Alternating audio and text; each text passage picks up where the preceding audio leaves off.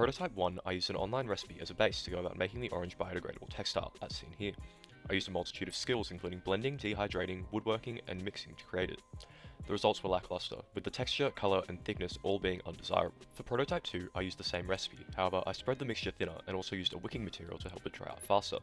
The results improved, with the texture becoming a lot smoother and less wrinkly, as well as the thickness of the material reducing. For prototype 3, I addressed the undesirable colour of the material and decided to use coffee as a natural dye to make the material brown, mimicking leather. This was successful, creating a unique brown earth tone as opposed to the yellow urine colour.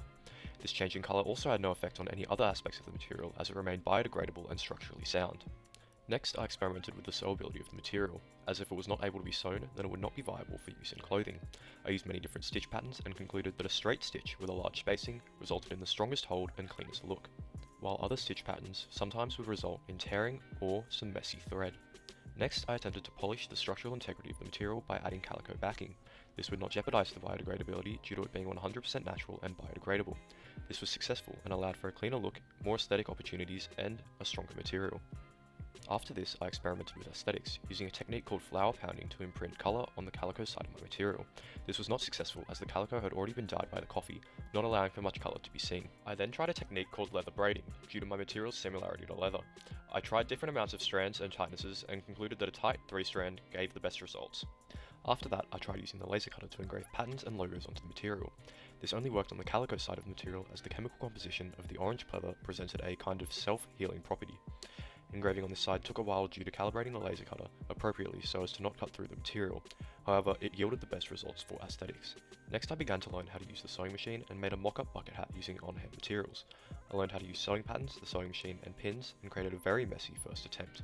Next I made a hat using my actual material. With this prototype I improved my sewing technique, using top stitches for the most part and creating an overall wearable piece. I got overall positive feedback from my target market, each enjoying wearing the hat.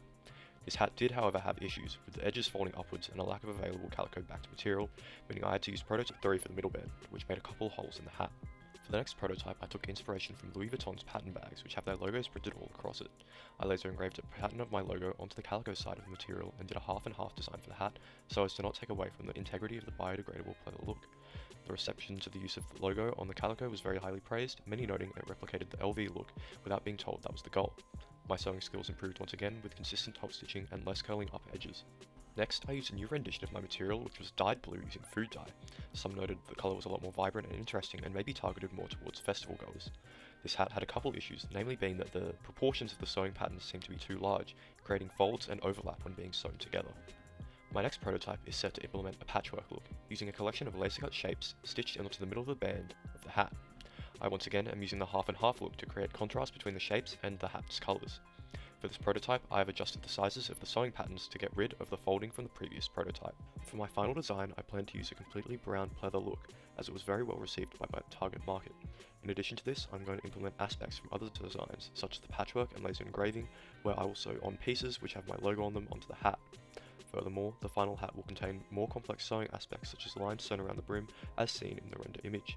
This final hat will successfully accommodate to the desired aesthetics of the target market, using trending earth tones and sleek appealing branding. The hat will function effectively as an item of clothing, providing style and exterior protection from the elements for the user. Finally, the hat will still be fulfilling the need of reducing textile waste due to its biodegradability from its biodegradable construction of materials.